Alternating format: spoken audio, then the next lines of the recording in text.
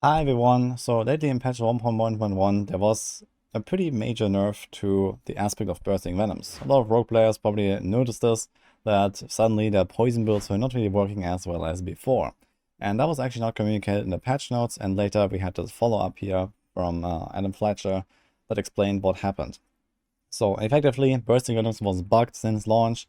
That came as no surprise to me that this was fixed, but a lot of people were not really aware that this was originally bugged at all. And basically what happened is that instead of proccing Bursting Venoms, this poison puddle, only on the 2 imbued attacks, it would actually trigger or have a chance to trigger on any attack. So this basically made it happen like 5 times more than it should, basically. And obviously made this aspect's power shoot through the roof. You can see this here. So this is a video from Rax here right now, where he's doing Uber Lilith, where this aspect was primarily used. And you see this poison puddle, this is the Bursting Venoms proc. And while he's standing in it, you have permanent poison imbuement. You see here, this is the poison imbuement skill, it's lighting up. This means that you can just spam it all the time with no cooldown, and you just have more and more poison stacking up on the target. So obviously this is a really powerful effect and intended to happen quite infrequently. But what happened previously is that, well, because of this bug, it was basically just up all the time, as you can see here. So you can stand in the puddle and you can proc it again and again, and there's the next puddle. And you see that the boss is basically just melting, and you see how fast your health is ticking down.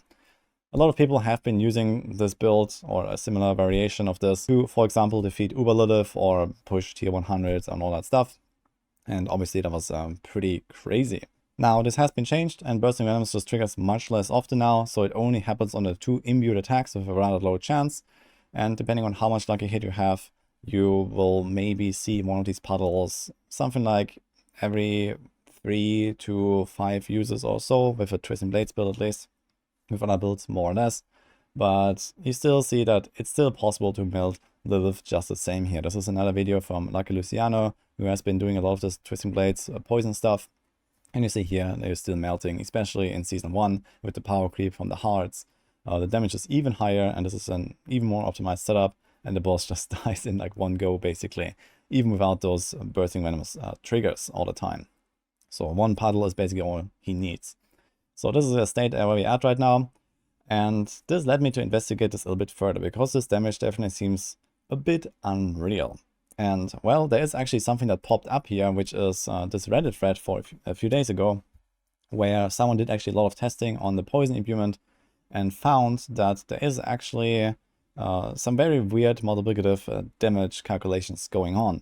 So if you're aware, there are these different damage buckets that they basically dictate how much damage you can deal. There are several multipliers, and there is this big additive damage category. So multipliers are, for example, vulnerable damage, crit damage, etc.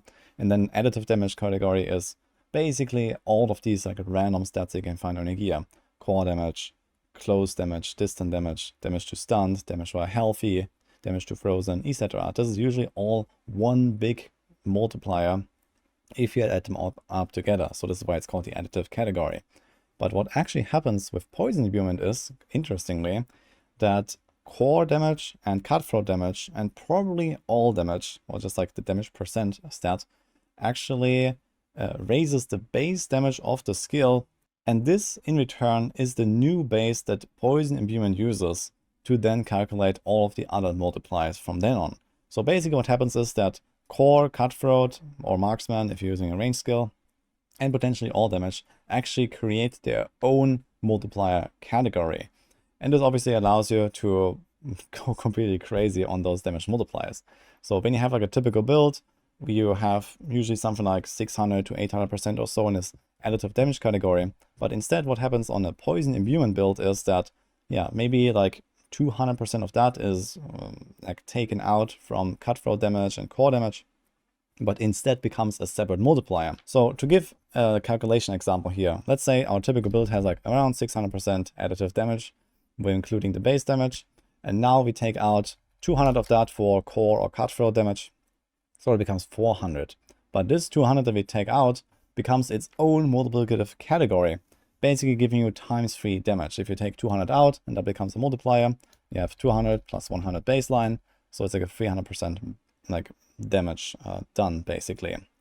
So if you multiply this now with the remaining 400 additive, well, suddenly we have like 3 times 400, we have 1200% basically.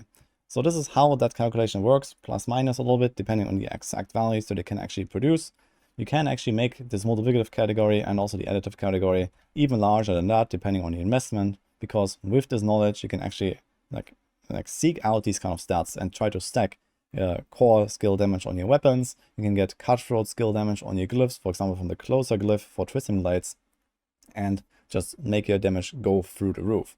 So you see here, this is already times 2. I think it's easily reachable to go like times 3 or so of what the damage would normally be for basically any other skill, any other use case in the game, where you have like the typical calculation where all of this is in one category instead of in 2 separate categories. So the bottom line is that at least until they fix this, you want to stack core skill damage and cutthroat or marksman skill damage as much as possible when you play a poison build. So this is kind of the key takeaway here. But of course, this is a bug, and this is not supposed to work that way, I'm pretty sure. So I would expect this to eventually get tuned down as well. But as you can see, these builds are pretty ridiculous, you know, with like Uber Lilith, you know, melting in literally like 5 seconds. So you see like how crazy this is.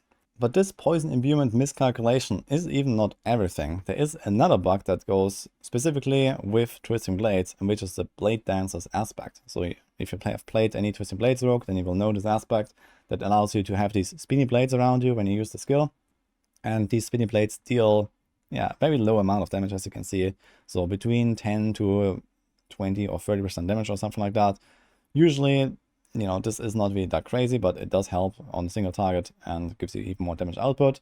But what actually happens with those spinny blades is that despite them dealing only 10% of the damage, even with the lowest roll with no travel distance, they actually apply full poison imbuement value if that attack was imbued. So basically what happens is that, you know, instead of like having 2 extra hits that deal like 10% damage, you have 2 extra hits that deal 100% damage on top of the 1 returning blade that already comes to you from the target.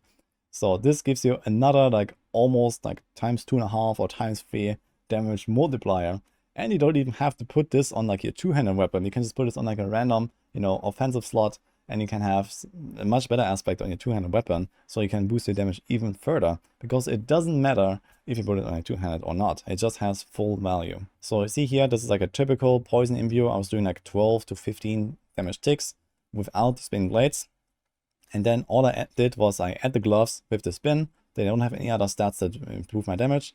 And then once the spinny blades start hitting, you see that the poison damage goes way up. So from like 15 damage I take with like an extra 2 hits here, I went to 28.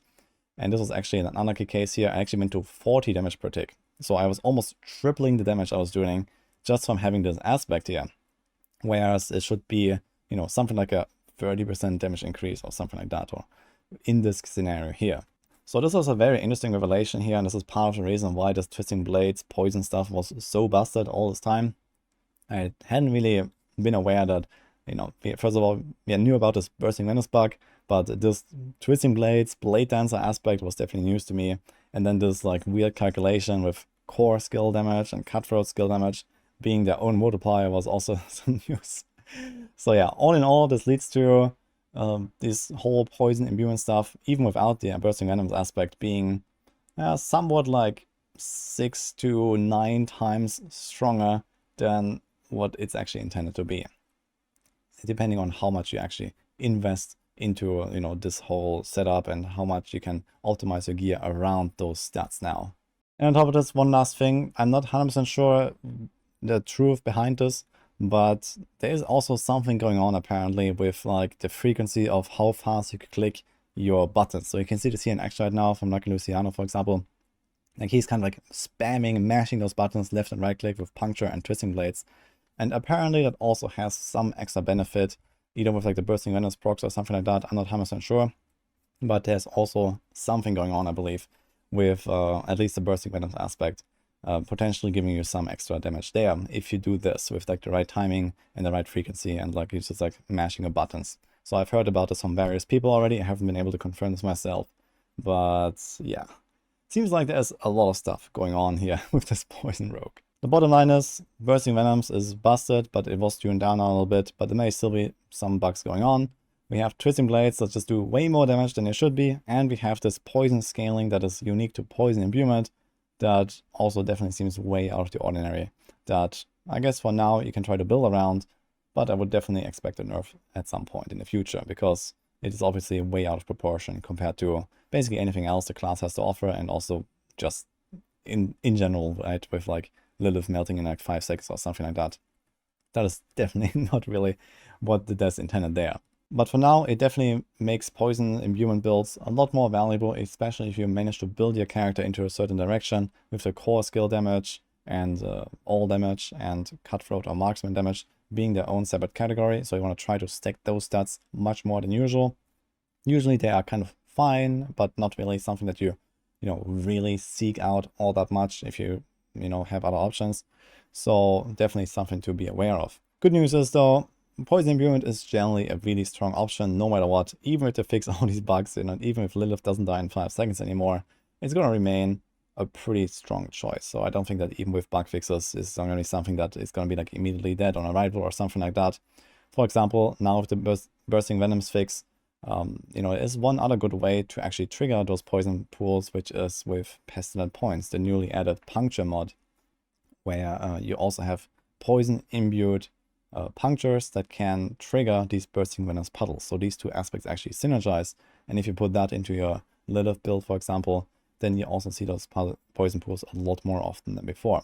Some people were saying that the Bursting Venoms just doesn't work anymore and doesn't trigger at all anymore and all that stuff. That's not really true, but you have to understand 10% lucky hit chance on a crit with only 2 chances is simply not all that much, but the Pestilent Points helps a lot with that. In any case, the Rogue class is looking really strong right now, and even without any of these Poison Imbuement setups and stuff, we have a lot of builds here really far up on the Rogue that are just like solid all around, so I think there's nothing really to worry about. Just wanted to get this info out there with like the latest findings about Poison Imbuement, Twisting Blades, etc. I know a lot of people like these kind of setups, and I will probably also start adjusting some of my builds to accommodate for that until we probably see some changes sooner or later at least. That's it for now. Hope you enjoyed this. I wish you good luck with the rest of Season 1, and see you guys next time.